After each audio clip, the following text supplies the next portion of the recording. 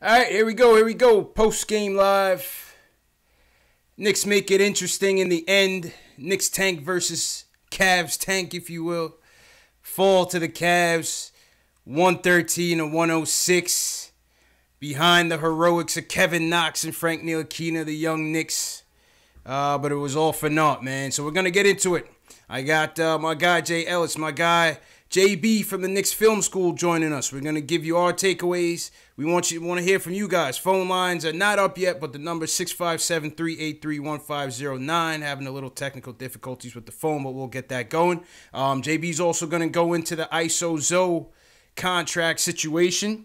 ISO Zoe's 45 days with the team on his two-way contract have expired. And we're going to talk about what type of salary cap options we have in terms of signing ISO to a contract and what type of roster moves we're going to be looking at as well. So a lot to get into. We're going to get into it right now. KnicksFanTV. Y'all watching KnicksFanTV. All right, bro. Post game live.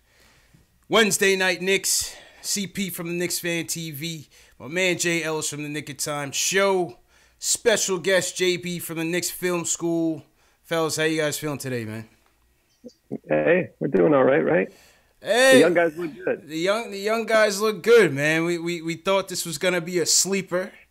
You know, Knicks get out to a 22-point deficit. Hadn't led until early. Well, hadn't led before early in the first quarter, and the Cavs, for some reason, I don't know why I thought this was going to be a light game for the Knicks. I thought this was going to be an easy game for the Knicks, man. But I know why. What happened, Jay Ellis? Tell me why, man.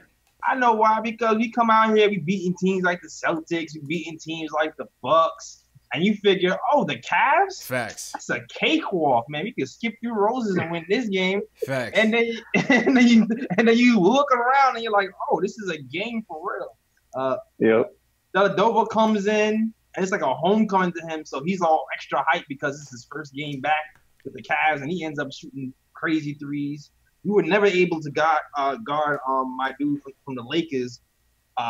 Clarkson. Yeah, Clarkson. Clarkson, yeah. Clarkson killed us, man. Yeah, and they steamrolled us. I mean, there were some good things, though. I liked what I saw from the young guys, so yeah, I'm taking solace that the young guys perform well. That's what I'm doing.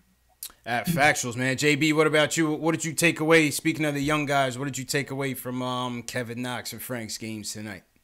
Yeah, I mean, that's all we want, right? I mean, Everyone's happy when the young guys play good, and even the tanking fans are happy when the team still loses. You still don't want to see the way the game started. I mean, Knox, they put him in the starting lineup.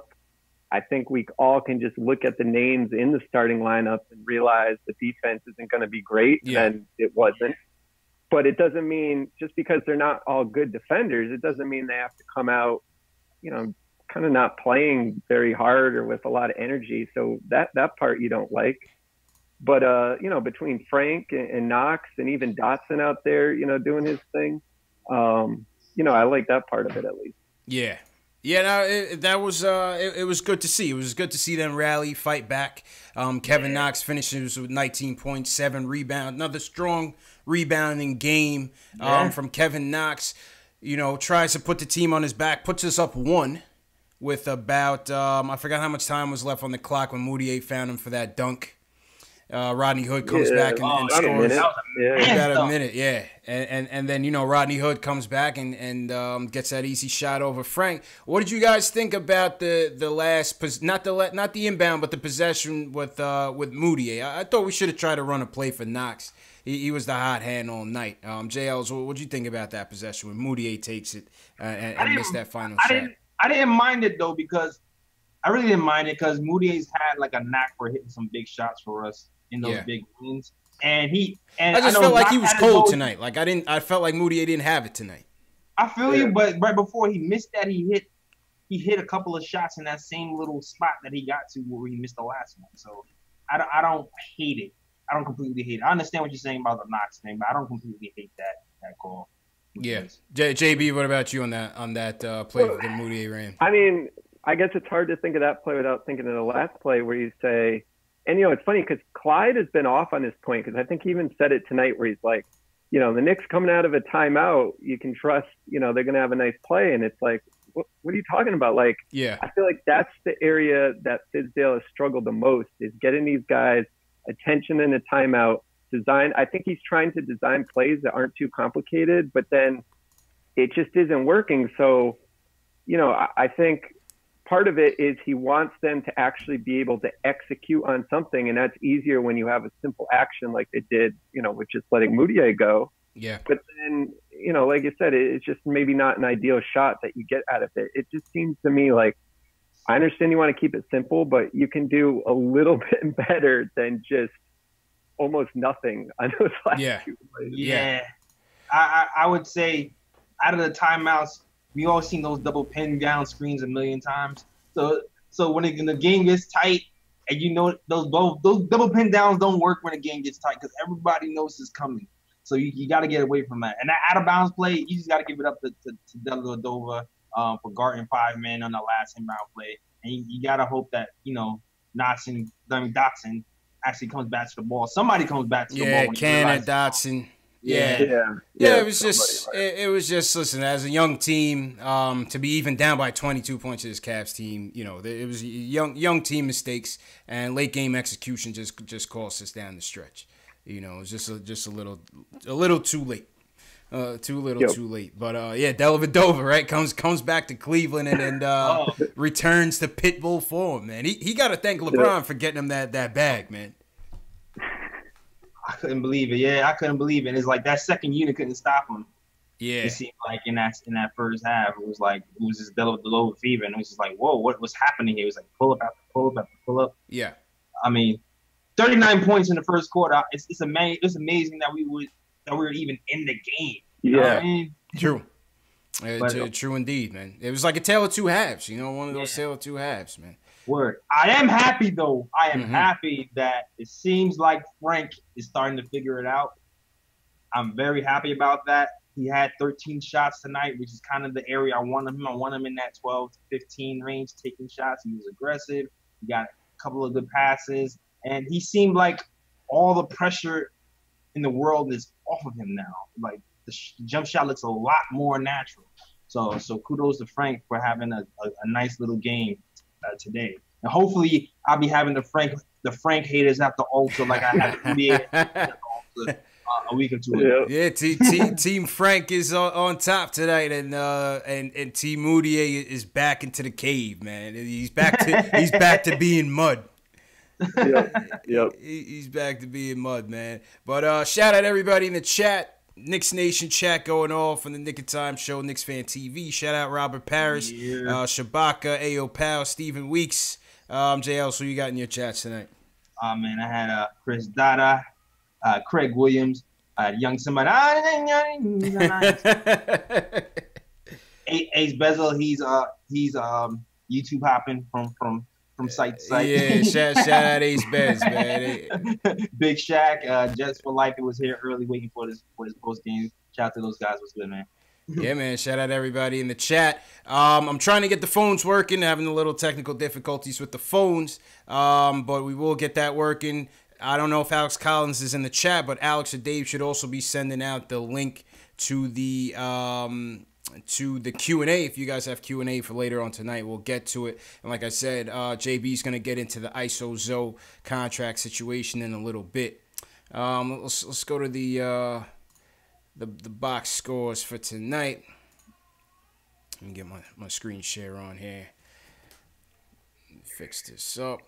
Quiet night for Vonleh. Vonleh was kind of quiet tonight. I don't know if he's got a wrist injury or what, but he seems to be wrapping some tape on his wrist. Yeah, I don't know. Yeah, I don't know. How many minutes did he play? 24 minutes? 24 minutes for Vonleh tonight. Finished with 7 points, 5 boards. Who I guess your top 3 standouts, JLs? My top 3? I'm still haven't fleshed it out in my mind who the top 3 is. There's been like good moments from a lot of different players today. I definitely, let's see, you usually start from the bottom to the top. So if we're going to the bottom to the top, all right, let's see. Who's scoring wise? You have Frank, Moutier, Sam, Enos, Knox. So if I'm Moutier, but he has it's tough for 7 assists though. It's pretty damn good. Moutier still finished with 7 assists. Yeah. Bad shooting, but 7 assists. I thought he was gonna shoot us out of that game. Yeah, you know what? I'm gonna go Frank. I'm gonna go Frank number 3. Okay. Emotional back-to-back pick. Seemed like he's turning the corner finally. The aggressive took the mag number to me was the shot attempts. 13 shot attempts. Shot decent percentage. 46%. 4 assists. I'll take Frank for the number 3. Number 2.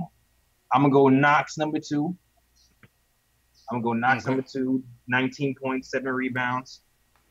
46% from the field. The monster dunk at the end. I'm going Enos number 1. I know it's a switch up. Really? You going Enos number 1? Yeah, I know.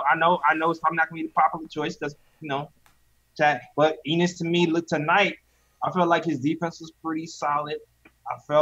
And I think the coach saw it too, and that's why he actually left them in the game in the last moments. We usually will see a Mitch or a Ron Lay, but I think Enos actually did his thing. I felt like he got the bad end of a lot of bad calls tonight. Yeah. He was moving his feet to me, and he had 20 points, 10 rebounds, and he abused Channing Frye. So. Channing Frye, the former Knick. Yeah, he's still around. It's crazy. I know, man. That's crazy, man. Channing, especially he had that heart defect, and he still bounced back. So, Ace Bezel says Canner sucked today. Julian's disagree with you, man. Julian's disagree with you. It's all right. JB, who are your standouts for today?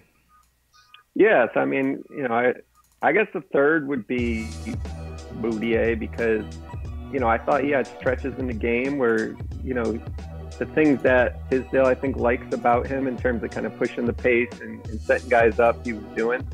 And then Knox, I mean, I guess I'd say then Frank, if we're going from bottom up. Yeah. The thing with Frank is like, when he's hitting his shot, I don't know if it's just that this is what I'm noticing, but it feels like he's never like, all right, I'm going to go like back at a rim or, it's going to bounce around and go in. It's basically like he is like splashing the 3 or he's just completely missing it. And I felt like tonight, it was just like smooth. And then you saw that Cleveland, they were sagging off him, looking to help, whether it's the Knicks trying to drive and you kick it out and he's making those shots, which you like to see off the ball. Some of the other stuff where it's just basically running like a high screen for him. And then he kind of, he had some where he was getting to the rim, but he's still doing a lot of like, he'll kind of dribble in that middle space. Yeah. And to me, it's like, I don't really, obviously you want to see him make the shot, but that's not something that's going to jump out to me if he's doing well there or not. But then, with Knox, it's more, sort of what we saw in Summer League, I think in that Laker game where he just kind of turned it on another notch where he went, it was I think a 7-0 Knick run that cut the lead to 1 point. And he had the 3, the dunk, and he had a block on the perimeter all in that stretch. So, to me, that's why I'd put him kind of the top guy. Yeah, and Knox is playing some pretty decent defense lately, man. He's the 2 blocks from Knox was amazing, man. Yeah. And he seemed like he knew when to help. He waited for his man's head to turn to help block the shot, recovered well. He seemed very, very alert, way more alert than he usually is. Yeah. Great job by Knox. Yeah. Absolutely. My 3, I think I'll go a little bit of the same. I mean, I thought Moutier did as much to take us out of the game early as he did to get us back into the game. Yep. He was definitely mud early. He came out firing. He was like 2 for 7 in the first half. He came out shooting, not really passing that much. And but it still finished with 7 dimes, 8 rebounds. So not a bad turnaround. Second star, I would go with Frank. I would go with Frank. 6 of 13 from the field. You like that. 2 of 4 from 3-point land. Like Jeff was saying, Frank's shots, it's not Sexton shots. We'll say that because, man, I was taking a good look at Sexton just to see what he was about tonight. He was all right. He was all right, but definitely you could see, you know, his jumper needs a lot of work. His jumper needs a ton of work. But Second's gonna be all right though. Yeah. Yeah, he'll be all right. Jet Life for Life says Frank got ripped 4 times. Yeah, I mean, listen, he did turn the ball over. Yeah, he definitely did. But I think, you know, there were other areas offensively where I thought he looked all right. He still finished with 16 points, 4 assists, 1 steal, 3 boards. Yeah, man, I feel like Frank was trying some new stuff. Like I never really seen. I don't think Frank probes that much, which is why I think he got the ball ripped. He's doing that kind of thing what Moody was doing when he used to buy to protect the ball and kind of probes in the middle. Yeah. And it got a little crowded in there. And, I mean, I don't mind it.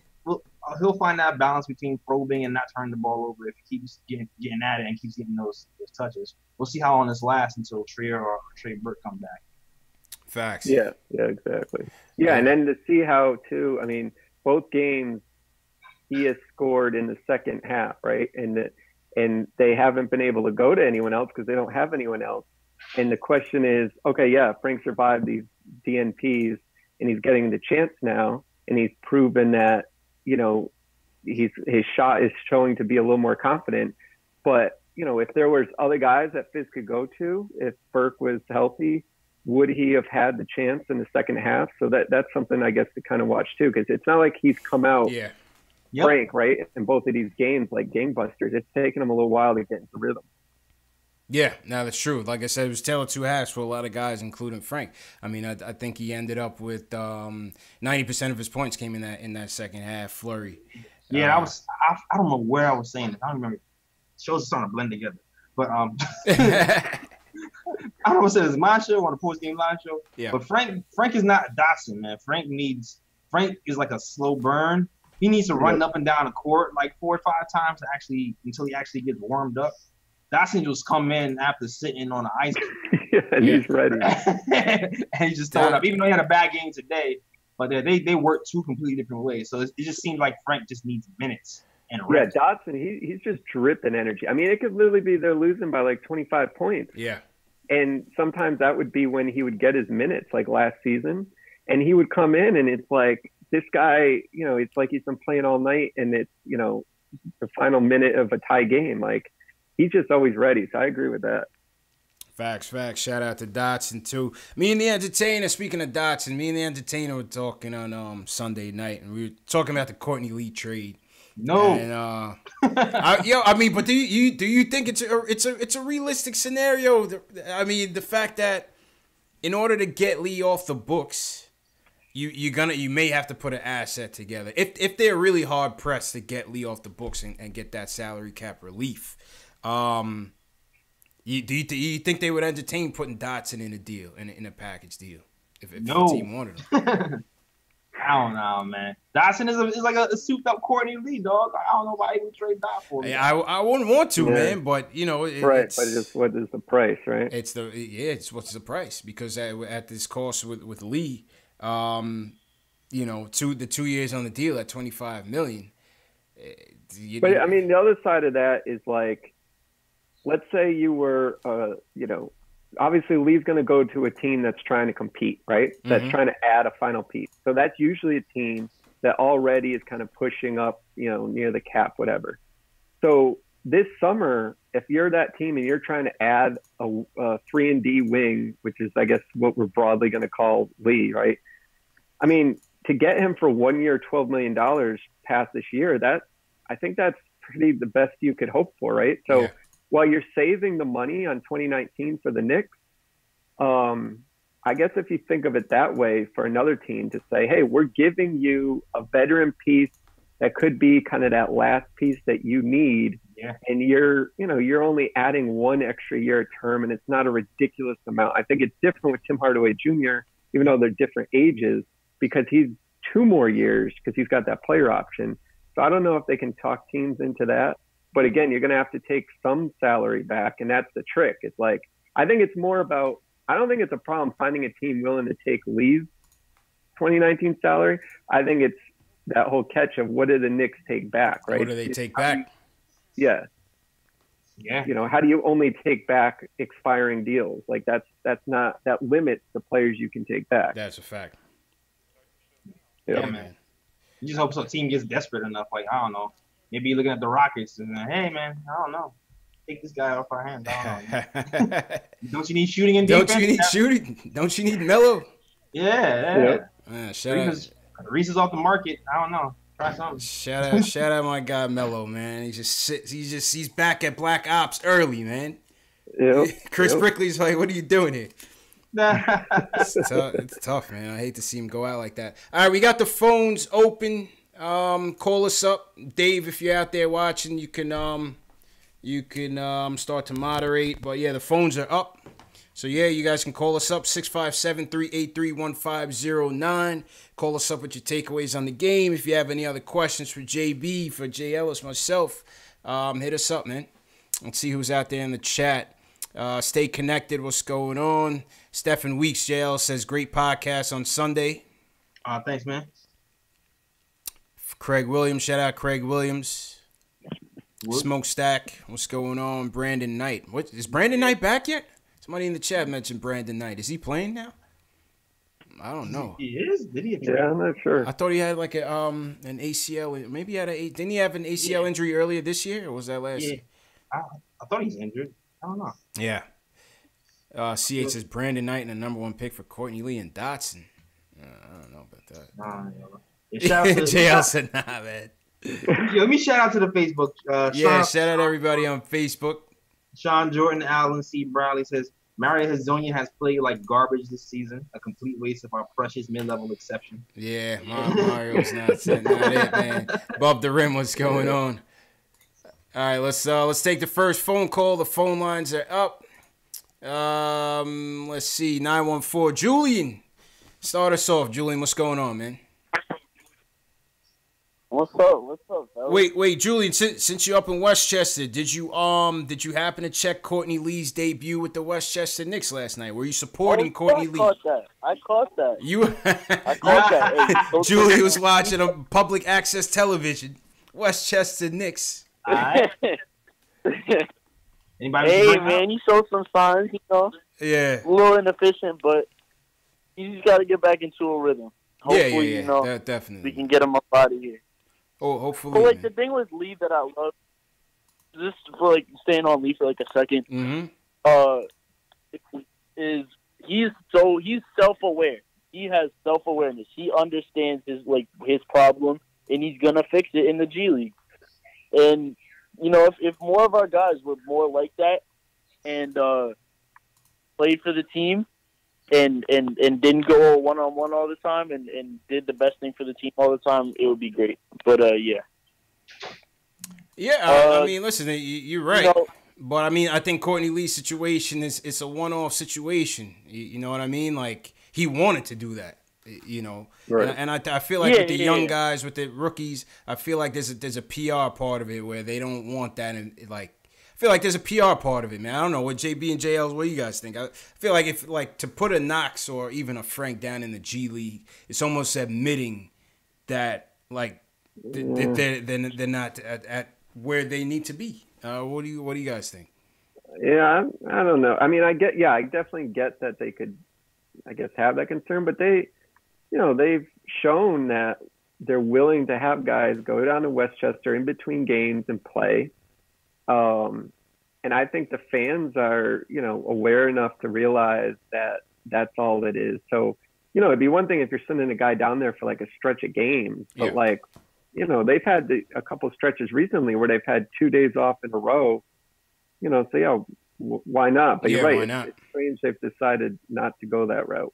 Yeah, JL, what do you think about that? Sending guys to the G League. I mean, look, Dotson did it last year. He had games where he pretty much just went to the G League, took a train, came back and played the Knicks the next day or the same day. So, I mean, I don't think there's anything wrong with it. I mean, especially for Frank, I mean, at this point, we'll see what happens when Trier and Burke come back. With Knox, there's enough minutes for him to go around at that small forward, power forward position. With Frank, depending on who's playing and who's not, it can get murky. So I still wouldn't mind if the minutes aren't getting – if he's not getting minutes at the point guard position, I wouldn't mind seeing him in the G League, just getting some reps. Yeah. Yeah, man. Julian, anything else, or are you good, man? Oh yeah, I I got a lot of stuff. He goes, I got a lot of stuff. All right, go ahead, man. We got to catch up, man. The phones were down for a little bit, so go ahead. Yeah. So Frank tonight. By the way, I'm from now on. I'm coining this phrase. He is Frank Nutella, because he's the smoothest criminal this side of the Atlantic. Oh my god! I don't think I've heard a lot of Frank ones. I don't think I've heard that one. So better than Frankie Smokes. They need to bury that under the garden, man.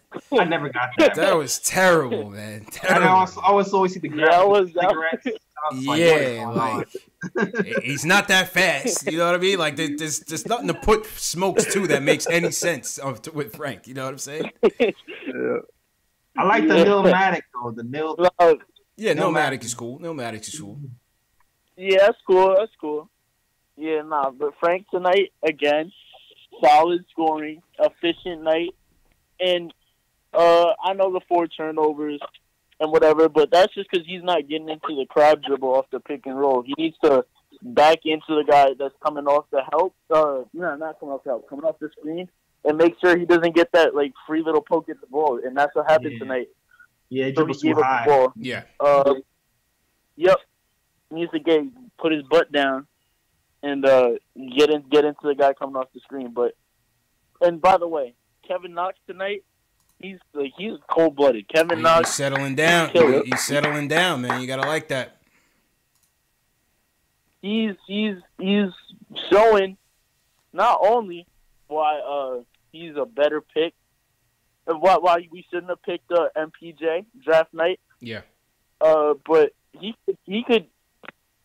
I don't want to go this early, but do I think it. He could be the second player. Yeah. Wait. The second best player in this draft class. Second best.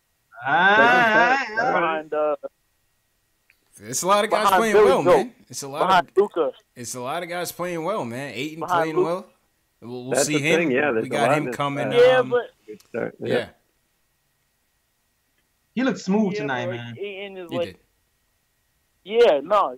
I told you, he's a Rolls Royce of an NBA player. Yeah. He's clean. Everything about him. And that dunk, he's like, when he gets older, when he gets some of those man bones in, he's gonna be such a problem. Yeah. He's gonna.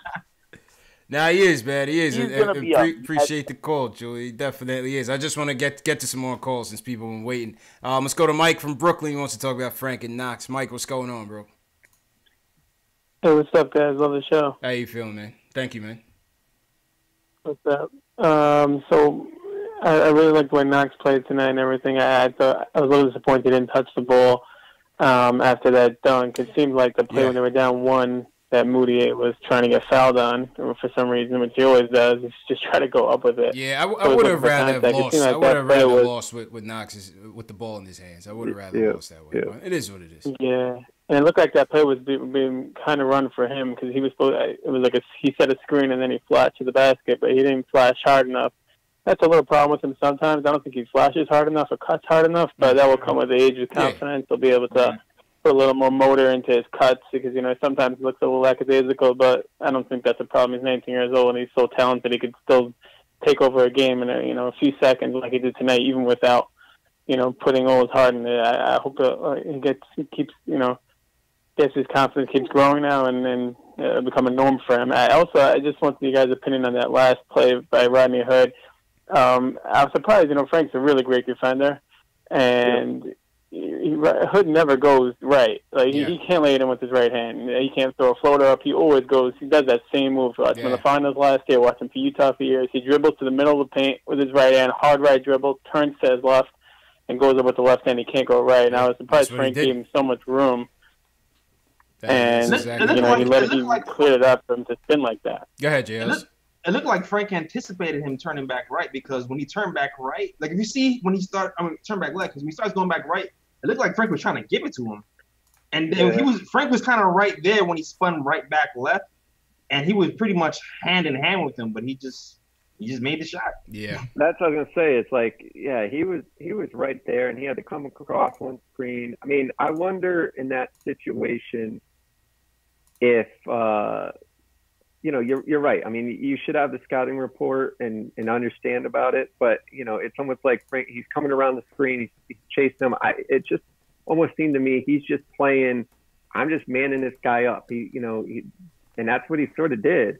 But unfortunately, yeah, if you give a guy, actually, it's funny. Jimmy Butler was just talking about this on the last JJ Redick podcast, where he's just like, if I get to my spot, like, it's over. If you give a guy, you can actually be defending him pretty well, but if he gets to that spot in the court where he knows that's his shot, then even if you're right up on him, it doesn't really matter. And that's kind of what happened there.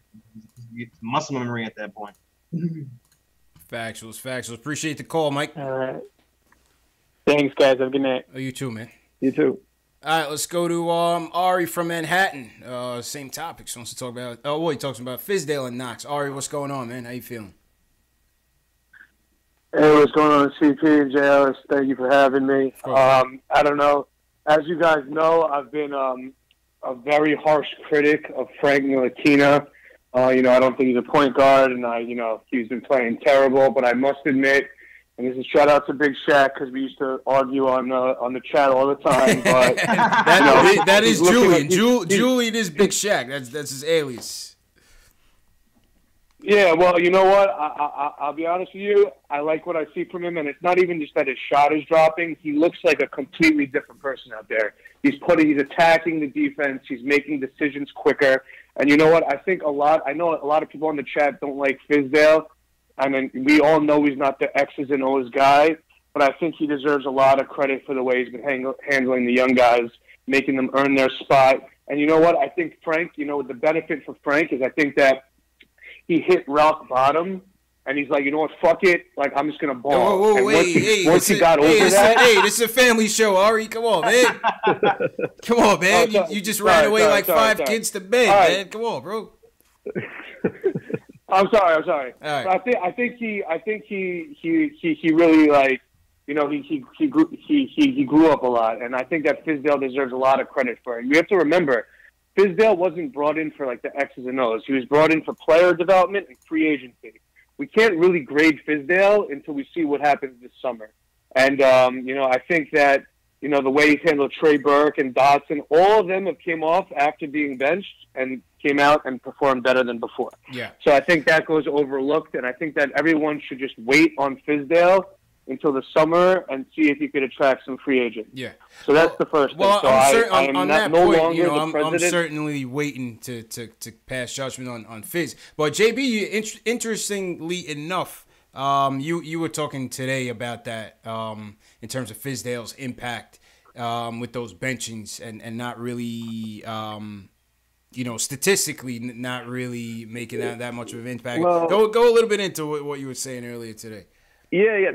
It's just that I think what happened was, with Dotson, I mean, he had good games. Like, we all watched them before he was benched, and that's why people were upset when he did get benched, is because it wasn't like he was playing bad. And then when he came back, I think what happened was he had some of the long gift games, right? But then I didn't see it as like, he was doing something different. But then Trey Burke, I guess, was maybe the one you were talking about that I was talking about on Twitter, where he was benched and he came back. He had 4 really good games, but then the last 4, right before his injury, he shot something like 19% from the field. And, he was doing Trey Burke stuff where he's not setting up the offense for anyone else. So it's like, I think we all remembered, like, they got benched. They played really well those first couple games. So then we just decided, it worked.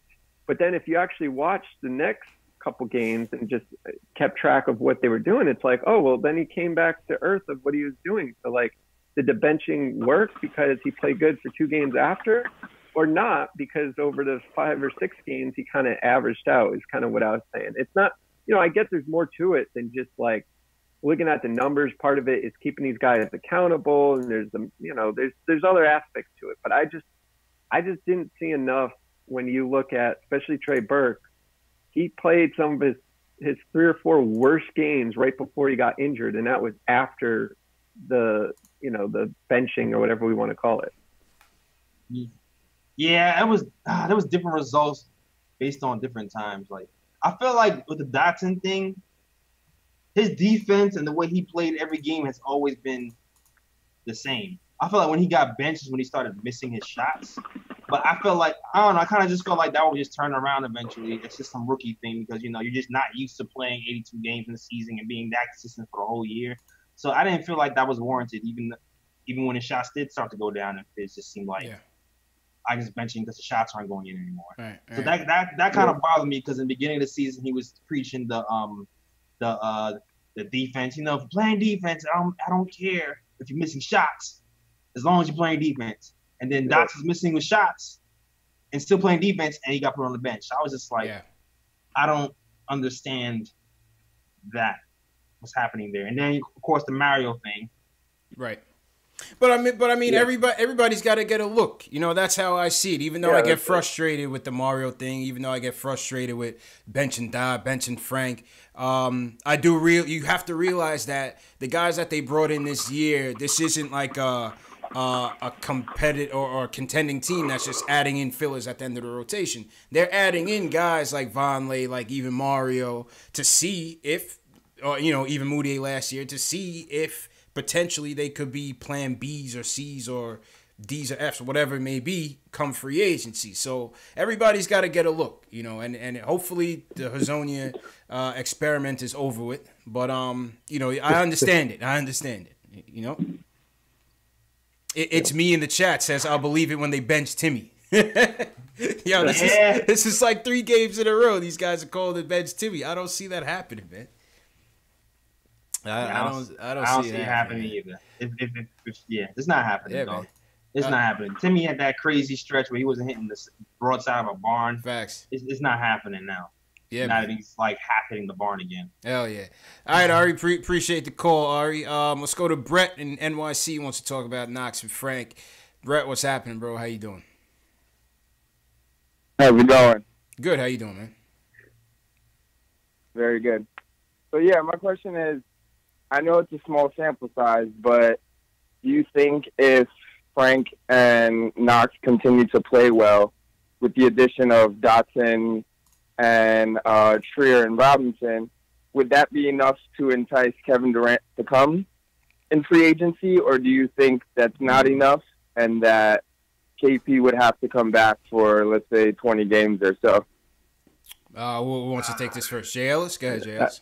Pick on. It seemed like KD won his money. Know what I mean? So yeah. First and foremost, and shout out to JB. The road to Kevin Durant seems very, very slim. You have pretty much get rid of everybody, so I don't even see. Yeah, especially with this Lee trade, man. It just does not seem feasible to me. It doesn't seem feasible to me with this Lee trade being a roadblock. Well, yeah, they can get KD. I think the point was like we were talking on Twitter the other day about getting another guy. Yeah, that's where it's like, yeah, you're pretty much got to get rid of everyone. But I just think I was saying this on a podcast last week. It's like I think there's 2 paths here. I think it's, they got all these young guys for once. They're finally investing in their picks. But then at the same time, if they're going to get KD next summer, if that actually happened, I don't think they're getting him with the concept of, come here and wait till Kevin Knox and Frank Ntilikina and whoever we draft develop so you can win with them in 3 years. I think if they get KD, fans should prepare for them moving some of that win now guys. I think that's what's going to happen. And that's when the shit gets scary. Yeah, and that's when the shit gets scary. That's when it gets scary. And correct me if I'm wrong, but I don't think KD wants to come here by himself, right? I think he wants to come with somebody else. Who knows what his motivation will be, man? Who knows? I'm on the side that feels like if KD, can I say, I feel like if KD wants to come here, he's going to come here regardless of the situation, like LeBron.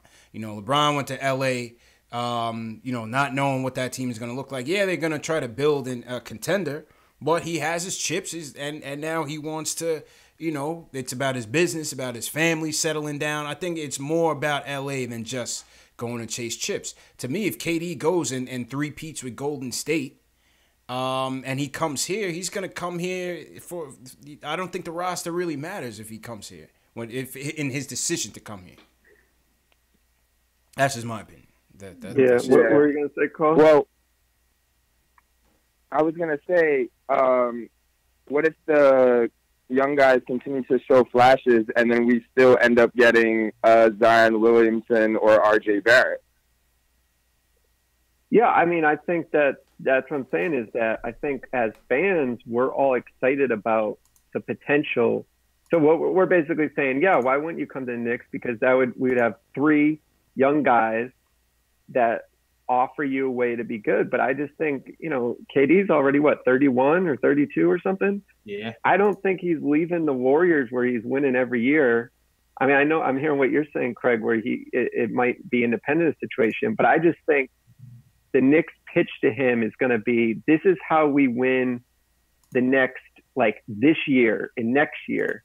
And I don't think they can do that with the age or where those young guys are in development. You're not going to get a rookie. I don't care if Zion is this once in a generation guy. Even LeBron didn't come in the league and win right away. So that's why I think, I think it's 2 timelines. I think they're going to go big after a guy like KD. And if they don't hit on it, then they're going to hold on to their young guys and keep developing them. And it's kind of like doing 2 things at the same time. It's like going for the big guy. Now, remember, it's like, the Celtics, you look at teams that build, it's not same old Knicks if they somehow convinced KD to come here and then they traded some of the young players to get another player with him. Yeah. That's called what every other team in the NBA would do. Yeah. It's got to be the right move, right? It's got to be the right move, man. I'd be leery of it because I don't know.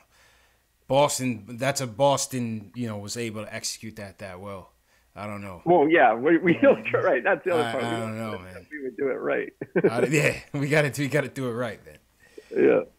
We're just in a tough situation because we still have Courtney Lee on the books, and they already said in the beginning of the season we're in the asset collecting portion of this rebuild, and if we have to keep connecting assets to get rid of Courtney Lee and Tim Hardaway Jr., then what are we then? I don't know. Facts. Yep. So speaking of Tim Hardaway Jr., segue to George from Jersey. He wants to talk about how bad Timmy's been playing. George, enlighten us, man. Yo, what's up, guys? Yo, Tim has been killing me this game, man.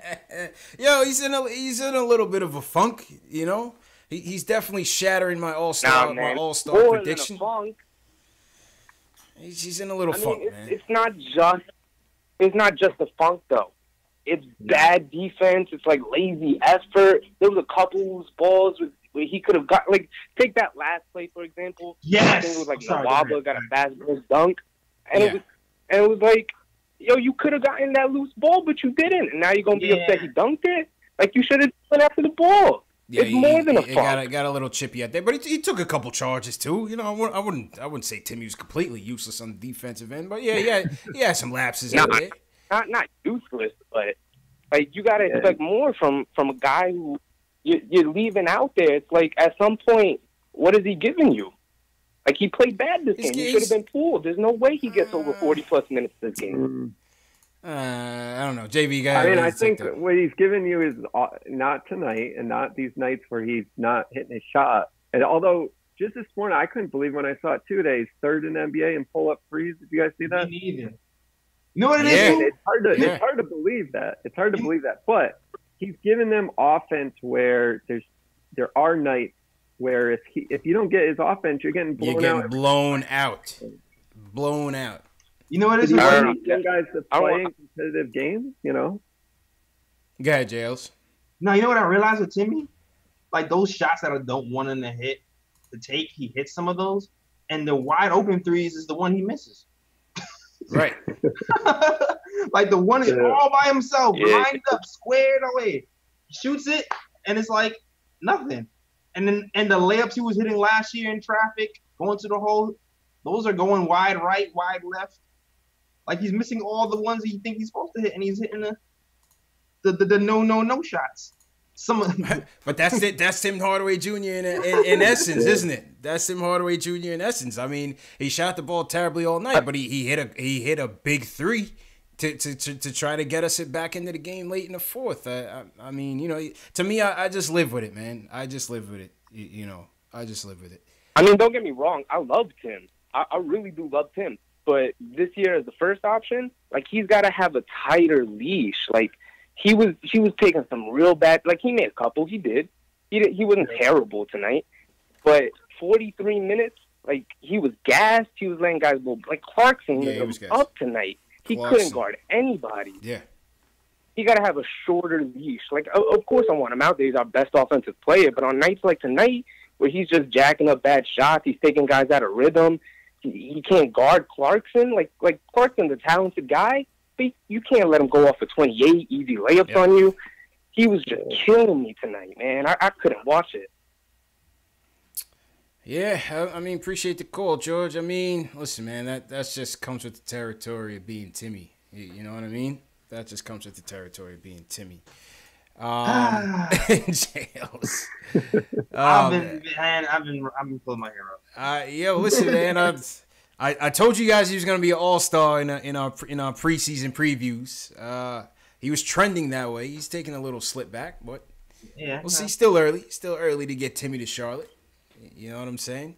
It's still early to get Timmy to Charlotte. James in Flatbush. We got James in Flatbush, the Nets fan, in here. He said it was the NBA version of the Tank Bowl. Were the Nets playing tonight? Nets must have been off tonight. That's when James pops into the chat. He's a closet Knicks fan that masquerades as a Nets fan.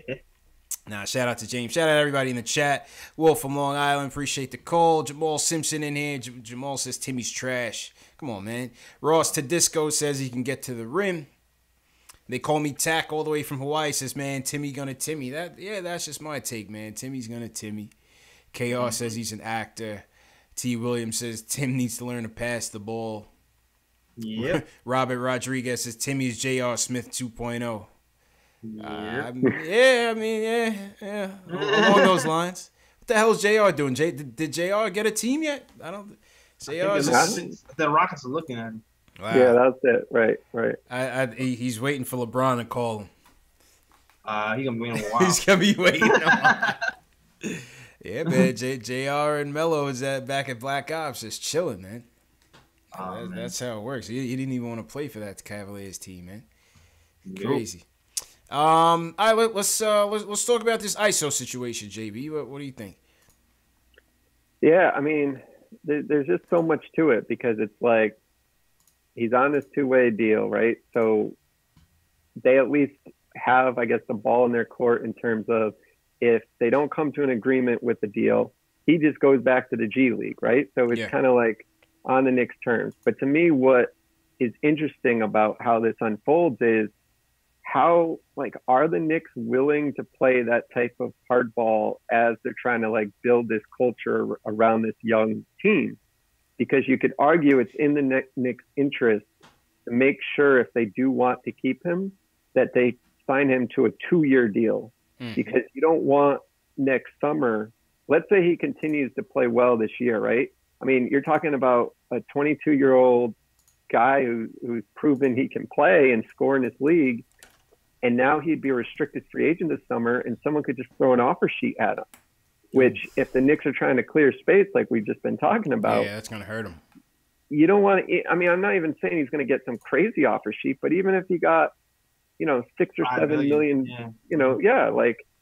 so you sign him for the 2 years, you don't have to worry about that. You can plan for what his cap hit is, but he might say, no, I'm not doing that. Like, I think I can get that offer sheet, so I want to get it. And that's where I think it gets interesting because it's like, all right, well, do you let the negotiations drag on where he's literally now back? Because the Knicks could say, fine, you go to the G League, and then let's see what kind of offer sheet you get after you spend a whole year in the G League. I don't think they would take it that far, but to me, I guess that's in a nutshell, the interesting dynamic to watch out for. So you're saying that they could put him into the G League this year, and at the end of this season, would they have the ability to match any deal? Well, they have the ability to match in terms of how much cap space they want to use. Right. So they don't have, he's only been in the league 1 year, so they don't have, bird rights or anything. So meaning they're going to have plenty of cap space when they renounce guys like Cantor, but do they want to spend let's say an offer sheet comes even at like 2 years, 12 million. Like that 6 million could be the difference in what they need for a max spot. Is I guess what I'm saying. Yeah. So while they could match, would they want to do that? Or do they rather right now say, we'll sign you to 2 years, $5 million, and we know what the price is, and maybe he's willing to take it because he doesn't have to forfeit this whole season of making any money. That would be, I guess, the leverage that I think the Knicks could come with. Yeah, you're hoping he just accepts that biannual or whatever because you're hoping that you're saying to him, if you don't take the contract now, you're going to make G League money for the rest of the season and you won't get paid till the summer. Versus we're going to give you like $2.5 million this season plus 2.5 next year. And therefore maybe he'll take it even though he might think he can make more as a restricted free agent, if that makes sense. Yeah. I see. I'm nervous. I know maybe I'm paranoid. I know my mindset. My mindset is I'm always going to sacrifice now for later. If I got to wait 3 months to get a bigger paycheck, me personally, I would do that. And me personally, I'm like, well, okay, I can make my little 20,000. That could be a 7 million next season. Yeah, I'll do that. No problem. I don't care. I can wait for 4 months, whatever. That's how I see it. But like you have to hope that because the Knicks passed on Trier too. Yeah. They passed on Trier to get Mitchell Robinson. I talked about this on the show before, and you figure that we hope that he's not really bitter about it. But I don't think so. I don't know. You hope he's not bitter about it, and just like I understand that now we have Mitch and Trier together. But you just hope he's not bitter about it, and he signs with us. We'll see what happens. The timing of the injury is so weird to me. Yeah. Like my conspiracy theory brain goes, is this real? Yeah. Just like how I wasn't really sure Courtney Lee was real for mad long until I see him have like a little speech talking about how he thought his basketball career might be over, and I actually felt bad. Yeah, then you're like, oh shit.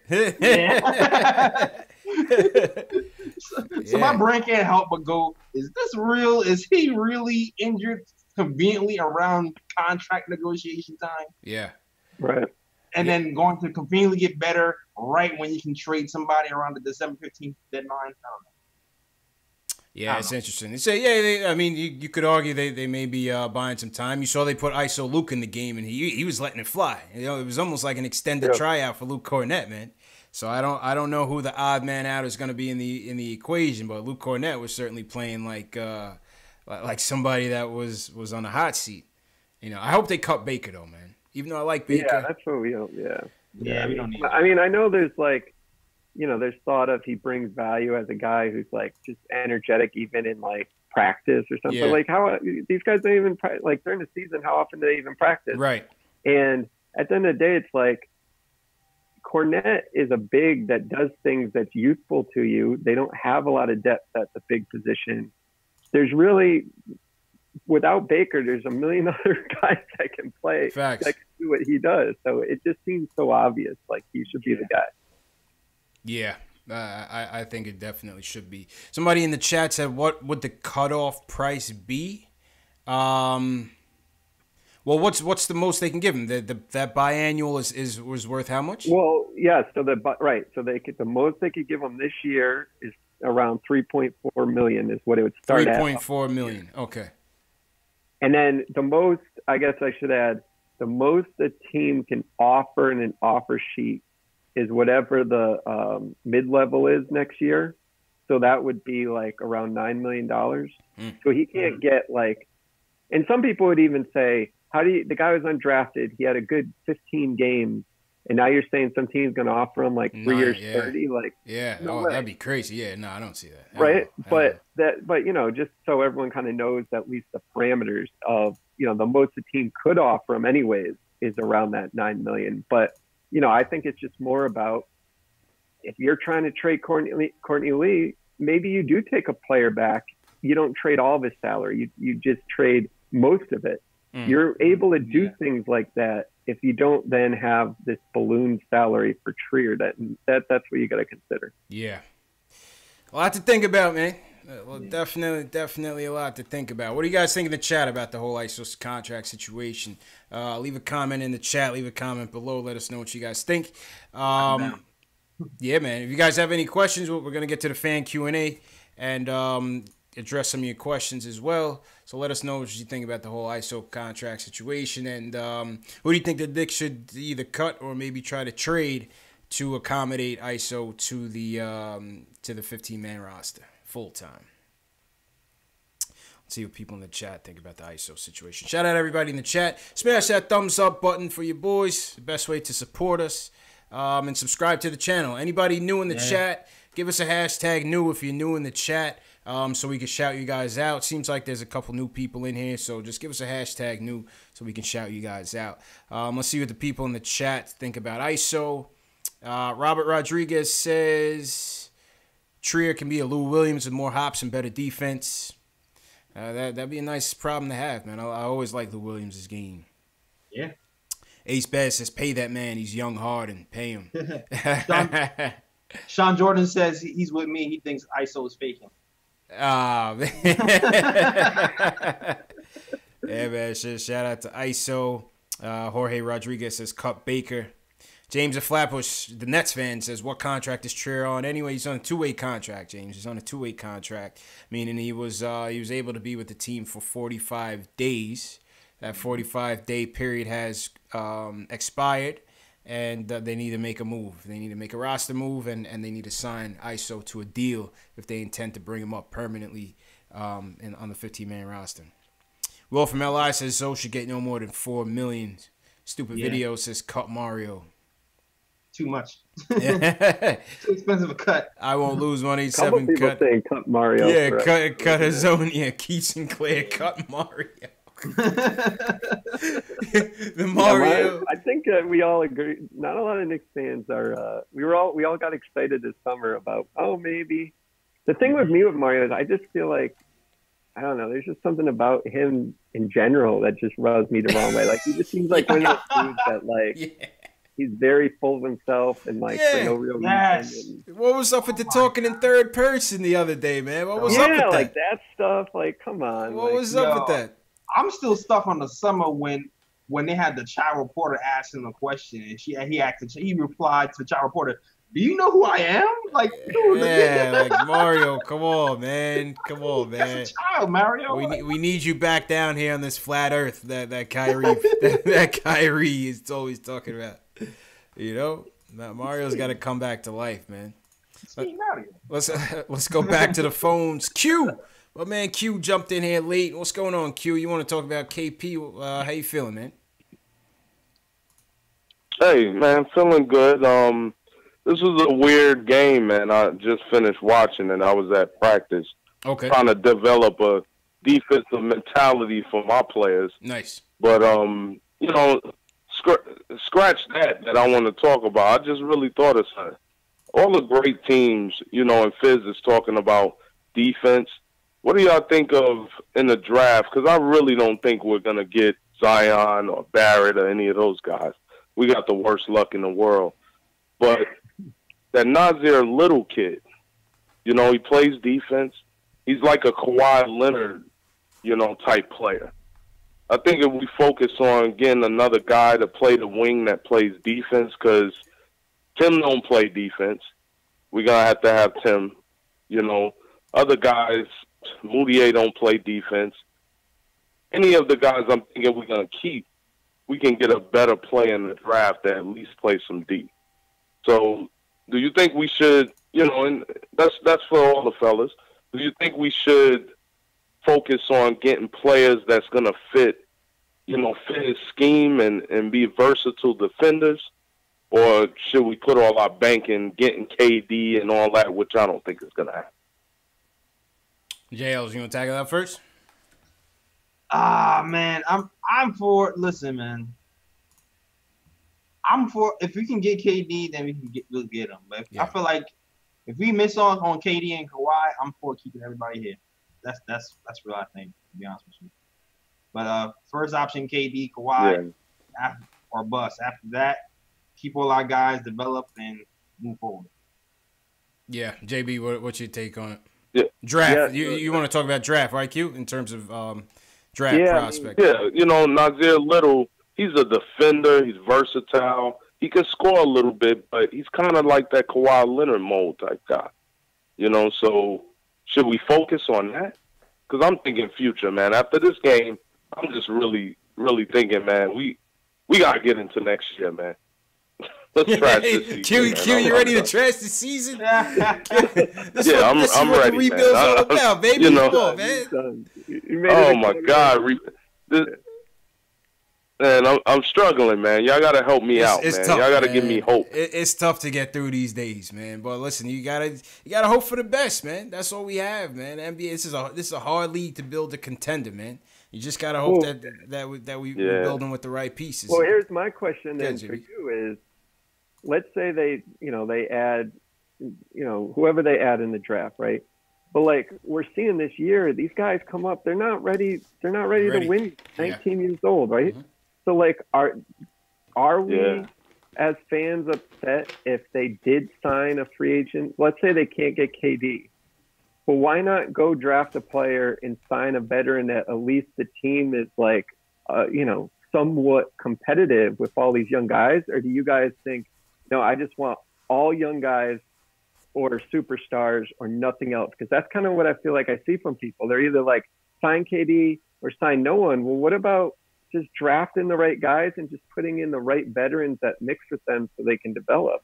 I mean, I agree with you. When I say, I guess let me clarify. When I say KD, Kawhi, or bust, I mean, when I say that, I mean don't overspend on like a max contract. Yeah. Like if you end up getting like a Rubio or something for like a good deal or something like that, I'm cool with that. But see, to me, to get these guys from their teams where they can make a boatload of more money, you're always gonna have to overpay, and that's my thing. It's like, yes, I would like to eventually. I don't want to stack the team with just young guys. That's a Phoenix problem that you're seeing right now. That they're never gonna move. They're never gonna inch the needle because they just don't have enough veterans or good veterans to kind of fortify that team. Eventually, you have to get rid of some of those pieces. But at the same time, it's like, just our luck would be you put in all this money in a player, and he's just by year 3, you're like, man, what is this guy doing here? Get him off the team. Yeah, you know what I'm saying? It's a gamble. Man. It's a tricky thing. Listen, I would still love to see Kemba here. I know I'm in the minority. It's a tricky thing because he's on the wrong. He'll be on the wrong side of 30 by the time you give him that money. But I just feel like Kemba would be that veteran to me that's like, all right. Yeah, that would be that. Well, so even if you overpay for Kemba, I guess the point is, let's say his contract is a disaster in year 4 or whatever, right? Yeah. You're still saying that Knox is what, 23? The draft pick that they have next year is 22. Like, I guess what I'm saying is, like, the core young guys of the team, they're going to be just entering their prime whatever contract you sign this summer is over with. So it's not like you can almost say this summer can be the guy that bridges you to when you are actually ready to compete. That's fair. Q, what do you think about that, man? Q's right for that. He's tired of I really think we should focus on these drafting players, because if you look at Golden State and you look at Toronto, now Toronto went the free agent route and they got Danny Green and Kawhi, and look how great their team is. They traded. I never expected Toronto to be this good. Yeah. So they did it that way. But Golden State, they built through as far and added a couple veterans here and there. I just think if we get that Nazir Little kid, it can give us a defender on the perimeter. And we are the worst perimeter defending team. The worst. We got Frank. Mm-hmm. We're going to have KP and Robinson in the back end. If we could get some wing players that know how to guard, they could be a legit team with KP coming back. It's just we gotta get some players that could defend. Yeah. Badly, man. Put them on the bench. You have to have somebody that coaches them. You have to have somebody that plays them too, because right now we have Frank and Dotson are good perimeter players, and we have Moody and Tim Hardaway.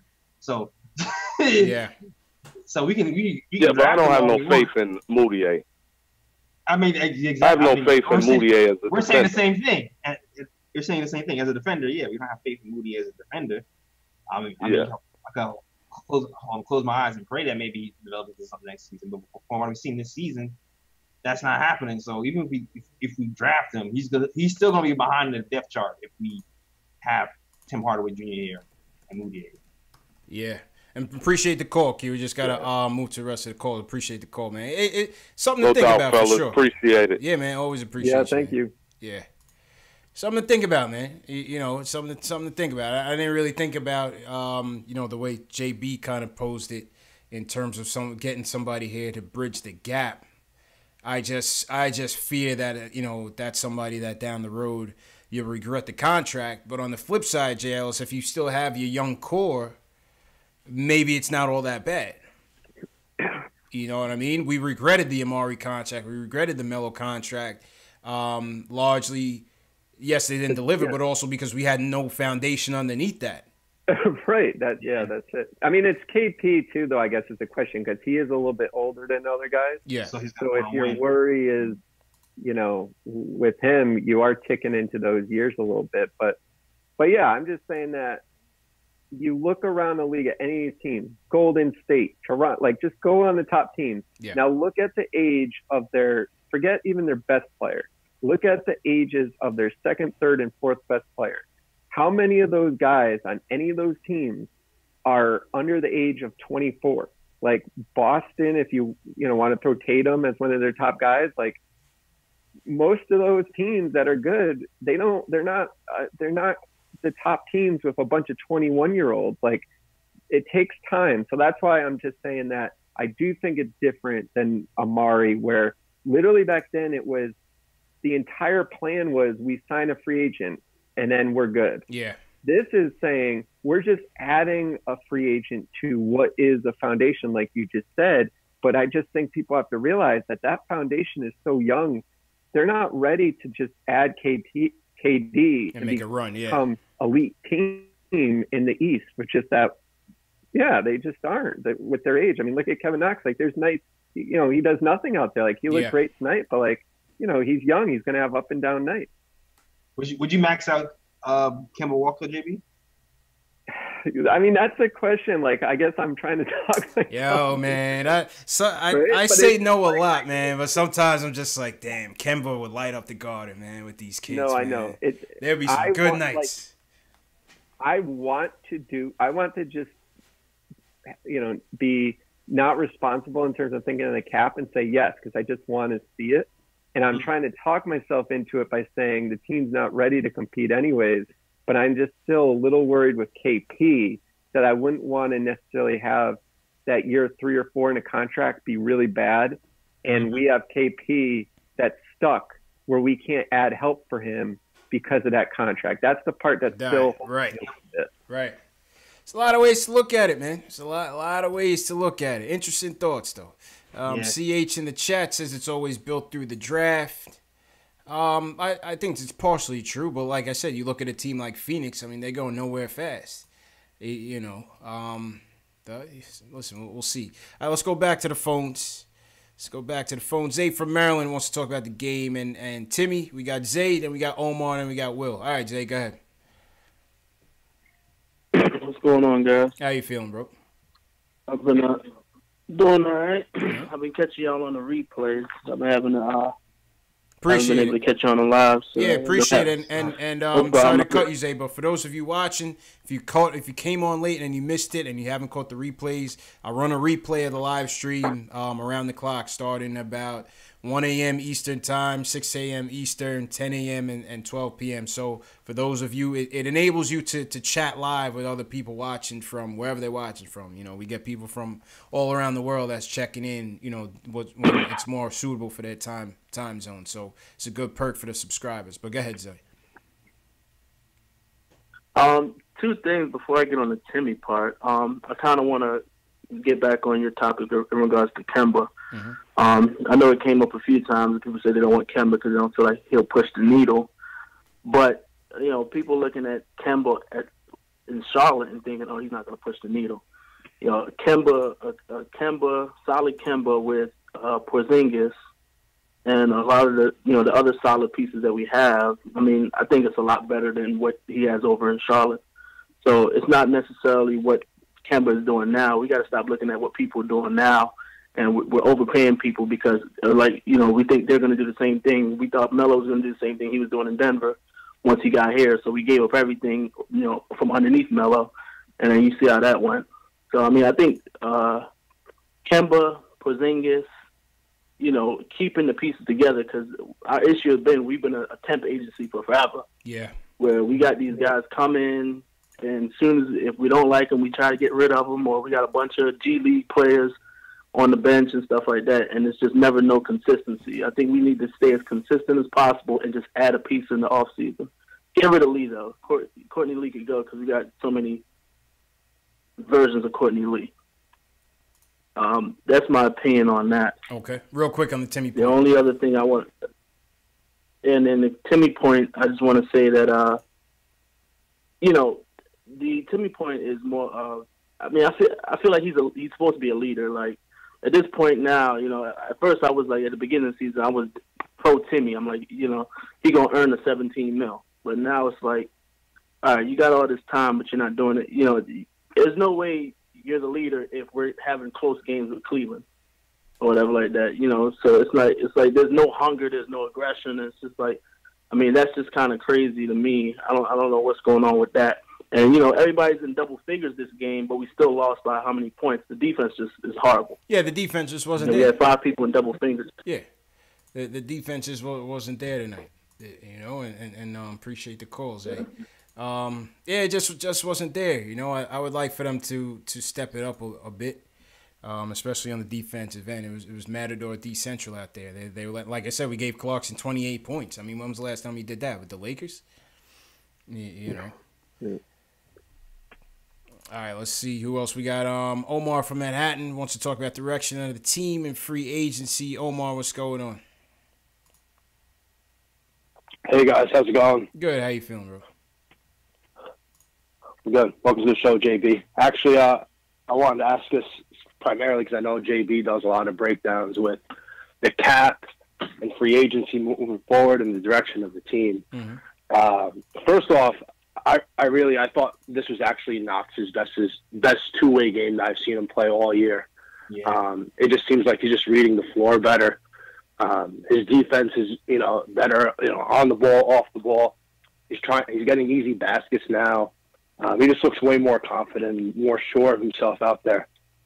But with the team moving forward, I know you guys have discussed Kemba quite a bit. Now, JB, I know you're saying you don't want to use cap dollars up, but you have to look at it as an opportunity cost situation because, all right, so first off, the draft happens before free agency. What if we're lucky enough to draft Zion? All right? We draft Zion, and the only guy that's willing to take our dollars is Kemba, okay? So you give him that max slot, 30 mil per, 31 mil per, whatever it is. 2020, there's only one guy that's going to be worth it in free agency that you would throw those dollars above Kemba. It's Anthony Davis, and he's probably going to figure out where he's going to be before then. Probably get traded to the Lakers. I think he goes to Boston. By then, and then he'll sign his extension. He's going to do his pre-agency thing like that Bill Simmons does. So really, the next wave of free agents is in 2021. So if you sign Kemba, like I said, hypothetically, we get lucky enough to draft Zion, get Kemba, which, Kemba, KP, Zion, Knox, that's at least a second-round team. And if KP and Knox and Zion develop as guys, that could go further. That's where the potential is. But by 2021, when the next chance you'd have big free agency, Hardaway's going to be off the books, Lee is going to be off the books, and you may have a decision to make with Ntilikina and also Mitchell Robinson. So there's a scenario that I just painted out now where you could clear close to another cap space, another max space in 2021 while having signed Kemba in 2019. What do you guys think? Because I think then that would actually be worth it. Even if they don't develop into a finals team, you know what? Get Kemba, get Zion and KP and Knox at point guard. And see where you go from there. I don't see what the downside is in paying Kemba because there's nobody in 2020 that's really worth it. Fair point. JB, what do you think? I think I think those are definitely fair points. And I think the other thing that we've all seen is that when these star players want to go somewhere, the team figures out how to make it work. And a lot of times it's about, is your team competitive, and do you have extra assets to make a move to get them? So meaning, I don't think it's just saying, oh, who's the free agent in 2020? I think it's who's the star, because it happens every freaking year with more than one guy. Who's the star that's going to get upset next year and is going to want to go somewhere? And he might look at the Knicks, and if they're better than, like you said, they could maybe be a second-round playoff team with the right roster. Like, I guess I'm just saying that I think the other opportunity cost people need to realize is if the Knicks are just winning 20 games a year, I don't think any star is going to be like, I need to force my way there. Yeah. I think if you are with I guys agree. like KP or Zion, and then you say, just like the Sixers, right? Like that's what basically the Sixers did with now Jimmy Butler. Covington is basically their Frank, right? Like that would be like the Knicks trading Frank. Like I hear so to me, that's what it comes down to. You develop those type of guys so that then you make the big move when the timing is right. So yeah, I think what you're saying, makes sense. Yeah, and I look at it as that I don't really see a downside now if they sign a Kemba. He'll be 29 next year, and I think he's a young 29. He hasn't had a lot of miles on his legs. He played 3 years at college. I think he entered the league at 21, 22. And his game's going to age well. I know he's little, but like look at Redick. He's 34, and he's coming off screens having a career year.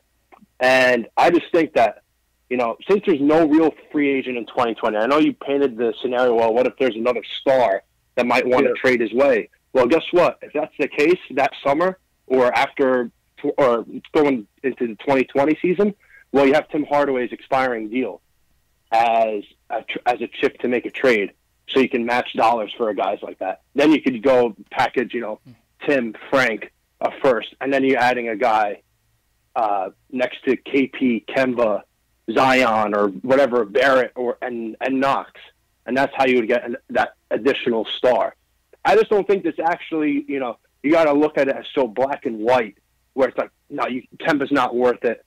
You got to save it for, someone who's worth it, like AD, Kawhi, or, well, you know what? If those guys are already signed up and they're not going to be available, you got to see what's out there. I've also considered Terry Rozier. I know people don't love him, but the fact of the matter is he was one game away.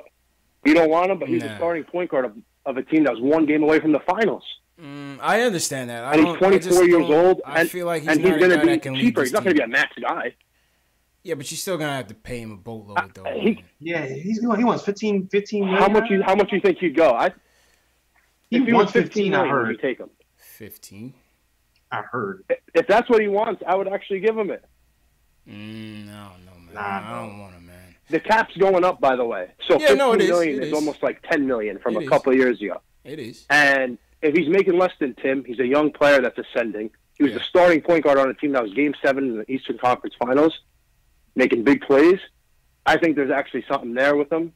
But again, whether if it's him or Kemba, I think that there's not really like an opportunity cost giving up if you throw dollars at them, especially if you hit big with this draft. Okay. That it might actually be worth it to put a guy there. You'll be a little closer than you think to really contending. And, the options moving forward after that won't be abundant. It's not going to be like the mistake that I think we did with Tyson Chandler, and everyone realizes it now, is that with Anderson Billups instead of Amari, we missed out on possibly getting Chris Paul the next year. That was an actual viable scenario. That was the opportunity cost given up to sign Tyson Chandler. I don't see that now after this upcoming offseason, where if we sign a guy like Kemba, are we, giving up a chance at Giannis? Are we giving up a chance at KD? Well, if KD's going to be signed, or we're giving up a chance at LeBron. You know what I mean? Yeah. It's not going to be the same type of situation. All right. Well, Omar, appreciate the call, man. I just got to get to the last call so we can wrap up. Appreciate the call, man. Make sure you... Go ahead. Thanks, guys. All right, man. Appreciate it. I don't trust Terry Rozier, man. I like him. He's a nice player for Boston. I don't know. He's That's the guy. Yeah, he's tough to overpay for. I don't know. Like I kind of feel like it's a Tim Hardaway Jr. situation. Yeah, I don't trust him. It's a gamble if you're gonna give him that much money. Yeah, because of what he did last season, he hasn't shown it this season. I mean, granted, it's because they have more guards there, Facts. so it could be he's the ball in his hands. Facts. All right, well, last call of the night. Will wants to talk about Knox and the picks. What's going on, Will? Oh, what's going on, CP, JL, Jeff? How you doing? How you doing, bro? How's it going? Just chilling. Yeah, I wanted to first talk about Knox. He had a great game. I always said that, Knox shooting form, from the jump looked really good. And he played a lot of defense today. He did slip up on some plays, but overall I'm very happy with Knox, and I'm happy how he bounced back from the media and everything like that. But I wanted to talk about draft picks, because looking at Colin Sexton, if he was still on the table, I think the Knicks were pretty, dead set on getting Knox. But I think it's about getting the best player available. For me, I don't know. Right now, I heard that. Yeah, because I look at the Suns and I think that they move DeAndre Ayton to the bench or whatever. And I think they kind of hurting thinking that they should have probably taken Luka, And it's I just hope that no matter what happens come this draft pick, that the Knicks really think about, who's the best player available. I think it would be great to have a wing, but if Zion's available, you get Zion. If, Cam Reddish is available, you take him. You got to take the best player available. And then we still got to remember that, going back what happened a couple of days ago with the whole Dwayne Wade and LeBron thing, LeBron, he said the Garden, and there's only three, right? There's either the Boston Garden, and we know he ain't going to Jay Ellis is bewildered. Jay Ellis is bewildered. He didn't mean anything by it, man. He didn't mean anything by it. Well, I don't know. I don't care about LeBron. I know it was. Yeah, I don't care about LeBron either, but it's just to say, we still got to remember that, if it's LA and New York, it's these are the biggest markets in the NBA, and we got to remember that we are in a big market. We're proud Knicks fans. We come to the games, and eventually, players love playing here, and it's all about getting the good draft picks. Yeah. Getting. We got to set ourselves up. You get the good draft picks, you get the players. Kemba, I personally wouldn't take him just because I just feel like, he's like a beat down, Mercedes, a lot of miles on. He's car salesman tries to sell you. He was great. He was great, 3-4 years ago. I would have jumped at the opportunity, but now he got a lot of mileage on him. Yeah. I think he got 2 more good seasons. But either way, I respect, us going for big guys like that. But either way, it's all about getting good draft picks. Good on Kevin Knox, and then we'll be all right overall. But either way, love the show. Y'all keep doing what y'all doing. Always appreciate the support. We'll always appreciate it, man. All right, Dave, that's it for the calls tonight. We'll jump into the rapid-fire questions and then wrap up. JLs, we got 2 big Shaqs in the chat tonight. We got Julian and another big Shaq, man. Whoa, it's like Dwight Howard. Yeah. Well, I think they're going at it in the chat right now, man, for supremacy, man. Big Shaq supremacy going on in the chat right now. Do it for your name. Oh, my God. But yeah, man, definitely good show. Shout out to everybody in the chat. Smash that thumbs up button for your boys once again. Please. Yeah, man, it's been a good talk. All right, let's run through these rapid fire questions real quick. Ace Bez says, "How the hell did Fizz not draw up a play for Knox after he caught the dunk? Feel like a tank move. What do you think?" Yeah. I mean, listen. Like I said, we touched on it earlier. I thought they should have ran a play for him, but they shouldn't have been in that position, man. They shouldn't have been in that position. Fizz trusts Moutier. Yeah, and that's true. That's true. In a nutshell, Fizz trusts Moutier. Because Moutier came through a few games, so Fizz trusts Moutier. Yeah. And Moutier is going to do Moutier anyway. Let's be honest. He's going to take the shot. All right. Reaper Bad says, is Tim comparable to J.R. Smith or no contest? Also, how can we get rid of him? Yeah, I guess you could compare him to JR a little bit here and there. J.R. Smith shot better from 3. Interesting. How we get rid of him? You stuck with him. I don't think no team is gonna take. You stuck with him, man. You know, you just hope. I think the hope with Timmy is that as his team improves, he becomes a lower priority in terms of the option. Yeah, if he becomes the fourth or fourth best option, I think you take that. I think it means you're an improving team.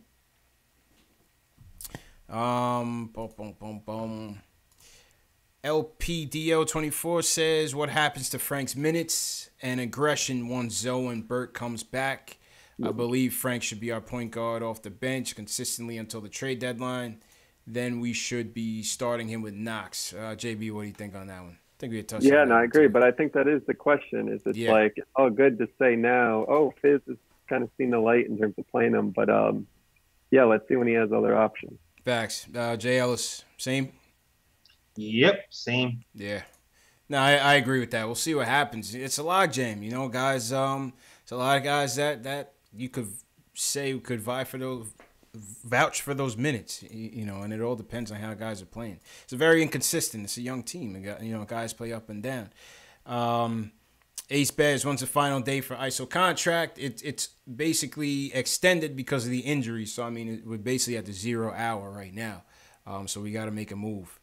Big Shaq, Julian in parentheses. So he's acquiesced to the other Big Shaq in the chat. He says, when will we realize Kemba is not the guy we pick up this summer? All about contention for titles, not annual second round exits. Well, I mean, you can't guarantee who you're gonna get, right? So I think to JB's point, I mean, if it's a guy that can help get you there, maybe in 2020, 2021, you get an AD or a Greek freak, and maybe off you go, depending on what happens. Yeah. There's a lot of scenarios that can have to play out, man. You never know. You never know, man. You keep losing, you keep collecting first-round picks, and then you trade a couple for a star, and you can go that route, too. Factuals, man. All right, I think we've come to the conclusion of the show. Shout out to everybody in the chat once again, wherever you guys are watching from. YouTube, Twitter, Twitch, Periscope, Knicks Film School, Posting and Toasting, wherever you guys are watching from, man. I always appreciate the support. JB, as is the custom here, I'll throw it over to you, and you can promote the site, whatever you want to promote, man. Your show. Yeah, no. That's KnicksFilmSchool.com. You guys just check it out, and otherwise, keep coming in the chat here, and I love the show just watching it, so it's fun to be on it. Yeah, man. Jay Ellis. Here. Check out the podcast. Podcast just dropped Tuesday. So check that out on SoundCloud.com/SneakerTimeShow, YouTube.com/SneakerTimeShow, iTunes as well. Links are all in the description below there. Also, it's Christmas time. You want to put a Zinga hat, cop that. Make sure you get that now. Give yourself some time, get that delivery in. Give Santa some time to get it down the chimney and shit, you know? Yeah, got the hats, got the hoodies, got all that. And also stay tuned, big guests coming for our next podcast. For those of you who watch the podcast, big guests coming. Stay tuned for that. Drop next. Okay.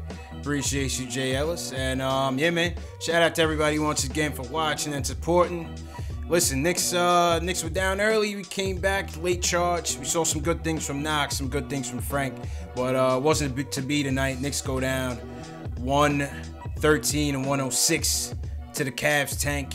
We'll be back on Friday. Make sure you guys stay tuned. Friday night post game, Knicks versus the Hornets. Revenge game in Charlotte. We got to get revenge. Those guys came in and beat us up pretty good on Sunday. So let's get a bounce back W, man. So once again, make sure you guys hit that subscribe button, hit that thumbs up. Shout out to everybody in the chat once again, and we'll see you guys on Friday night, man. Peace.